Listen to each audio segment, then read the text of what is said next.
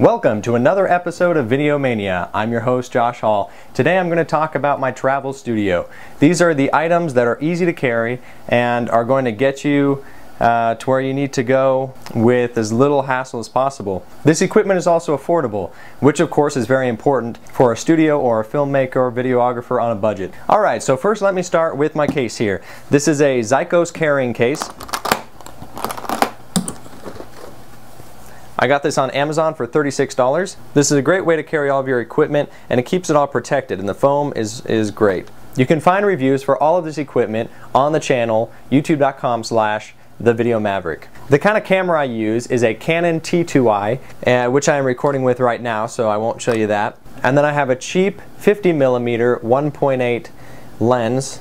And then I've also got my cheap EFS 18 to 55mm lens. This is the 3.5 to 5.6, I believe, and this is what I use on my Steadicam, and the 50mm is what I use general purpose. For the 18 to 55mm, I just picked up a cheap set of lens filters. These are from Zikos as well. There's an FLD filter. There is a circular polarizing filter, and then there's a UV filter in here. These were cheap, between $10 and $13, and they keep the lens protected, and the circular polarizing filter is very useful in certain situations. I've got a spare battery, and of course it is very important, so let's talk about sound. I've been using my Rode video mic for a very, very long time, and I've got a windscreen for it. I love that microphone. And what I do is I mount that on my Rode boom pole, and this is a fantastic piece of equipment for filmmakers and videographers alike. The other thing, of course, is a case for all of your memory cards. I've got different kinds of SD cards in there, and I use them for different things. I've got the strap for my camera in here. I've got headphones, and you might be wondering, oh, you use a DSLR and you use the Rode video mic, so how do you monitor sound? Well, I picked up a Zoom H1, and with the Zoom H1 you can monitor your sound as well as see your input levels on the H1. And I also hook my lav mic up to it, which I'm using right now. This is the Audio Technica 35S, or the equivalent that they're still selling.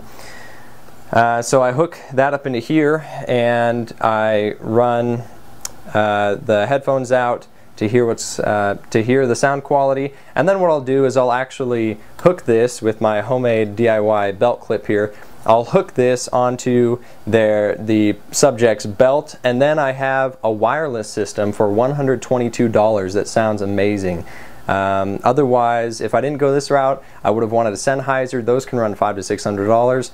I would not have gone with the cheaper $150-ish Audio Technica or Asden kinds of guys, because the sound quality that you're going to get from this and the Audio Technica lav mic is great. And then you've got this as well to get sound, which is fantastic because the Zoom sound quality is just, of course, amazing. Moving on, we've got my Steadicam here. I use this a lot for events. I use it in other specific situations as well. This is the Flycam Nano, and I'll have a review out on this. It is a great piece of equipment for the price. I use on top a Manfrotto RC2 Adapter, which is great and a lot better quality than what Flycam will give you. And last but not least, the Neewer 5-in-1 reflector. This is the 110 centimeter reflector. This is a fantastic piece. I can't tell you how many times this has saved my life out filming with people. It's a fantastic item to have, and it's cheap. You can pick them up for around 10 to 15 bucks. So this is a vital piece of equipment. And then I also use the Neewer CN160, and I take that anywhere I go as well. I'm using that as a hair light right now, actually.